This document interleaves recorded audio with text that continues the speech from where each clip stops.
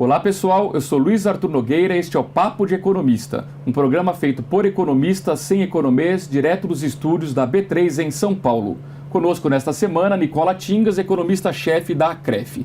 Tingas, hoje é o quadro mais divertido da semana, cara ou coroa, eu costumo brincar que a moeda não cai de pé, ou você é cara ou você é coroa. Vamos lá, primeiro tema. Você acredita numa Selic, a taxa básica de juros, inferior a 7%, aí no limite dessa queda do Banco Central, ou ela vai ficar igual ou superior a 7%? Bom, nossa projeção é de Selic a 7% agora no final do ano, cai mais meio ponto e cai na primeira reunião do ano que vem para 6,75%. Então fica abaixo de 7%. Sim, Por abaixo que você vê esse espaço para ficar abaixo? Porém, né, agora a minha colocação está dada, a minha projeção está dada. Perfeito. Agora, porém, o que está mudando esses dias? Primeiro, você tem um problema com energia elétrica. Verdade. Então, você tem uma revisão para cima, um pouquinho de inflação. Você tem um cenário que está trazendo um pouco mais de incerteza, né? Hoje, a taxa de inflação esperada para o ano que vem está, eu diria, entre 3,9% e 4,2%, esse intervalo. Significa o seguinte, nós estamos no limiar entre 7% e 6,75% provavelmente. Então, eu acho que nem o Banco Central sabe hoje se ele vai parar. Eu diria que da semana passada para cá, com os riscos, as incertezas, com o problema político e com o cenário lá de fora, a gente tende a ficar mais no 7 que o 6,75. Aumentou a chance de parar no 7, é isso? Aumentou a chance de parar no 7. A gente continua monitorando exatamente as próximas semanas para definir se vamos voltar de 6,75 para 7. Mas o cenário básico é esse, ok? Perfeito, muito bom.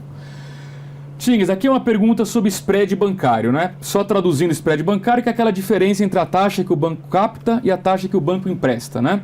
O que pesa mais nesse spread? É a inadimplência, quando ela está alta, ou são os impostos que sempre são altos, né? O que pesa mais é fazer análise agregada. O mercado e a imprensa faz sempre análise agregada, tem que separar por produtos. Por exemplo, se você pegar um cheque especial, um cartão de crédito rotativo, que agora mudou, só pode por 30 dias. O peso maior é inadimplência. O peso maior é inadimplência. Perfeito. A inadimplência aqui chega a 37% em alguns momentos, tá? Então ela é enorme. Se você pegar um produto que tem um spread bem mais curto, financiamento de veículo e tal, você vai ver que a proporção com impostos já começa a ficar mais próxima. Então eu acho assim, o grande problema é que Depende do produto. Depende do produto, porque veja, se você pegar um consignado, o spread é menor ainda. Porque a inadimplência é super baixa. A inadimplência é baixa, então a carga de imposto pode ser maior. Então eu acho assim, o grande problema aqui é que a gente não separa uma coisa que eu chamo de hot money, que é o cheque especial e o financiamento de cartão, que são taxas elevadíssimas. Por quê? Porque é um dinheiro disponível na sua conta. E que não tem garantia nenhuma. A garantia é seu fluxo, que é o que ele conhece do seu fluxo. Claro. Né? Então, por hipótese, dado o seu fluxo, a sua capacidade... Então Tinha, você diria o seguinte, do crédito responsável, porque vamos tirar cheque especial e cartão de crédito rotativo, que são coisas malucas aqui, né?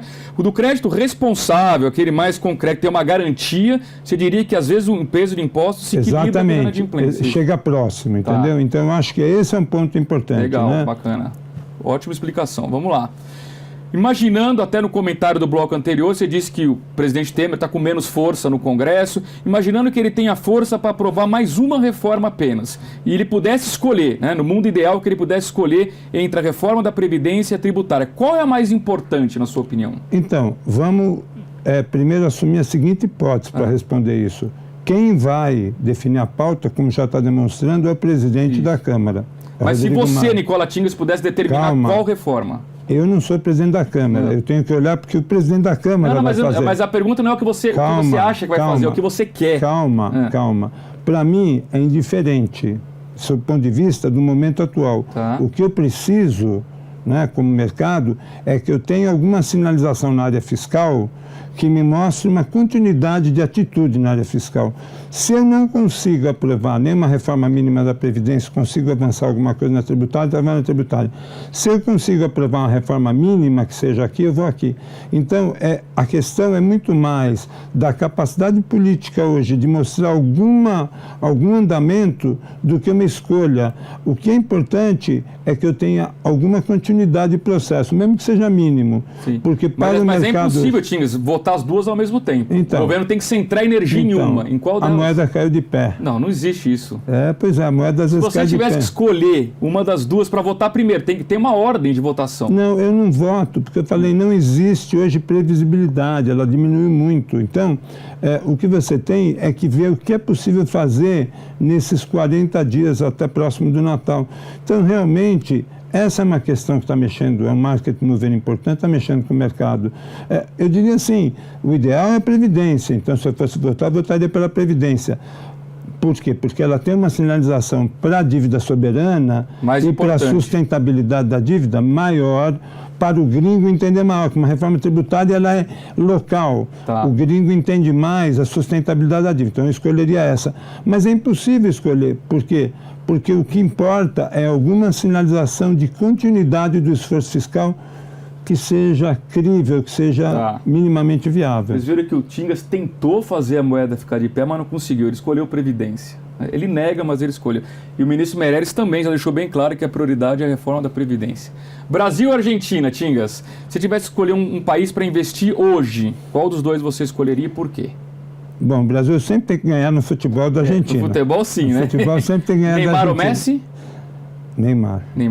Tudo bem. Agora, eu acho o seguinte, temos que fazer uma distinção antes de votar. Eu voto pelo Brasil, mas evidentemente que a Argentina está adquirindo um novo ciclo de uma forma mais efetiva, de crescimento, de retomada inequívoca. Com a eleição que teve agora também, mostrou que o market está ganhando uma condição favorável, o que é bom para as eleições futuras também e para a política econômica. Então, a Argentina, comparativamente, está numa trajetória melhor que o Brasil.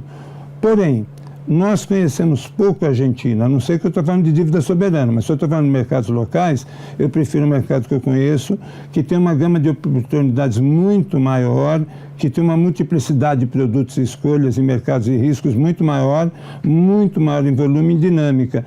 E o Brasil, quer queira ou não, está barato ainda, dependendo do que você for olhar. O problema de tudo é o timing para as coisas acontecerem. Então, o que está é um timing lento para o retorno.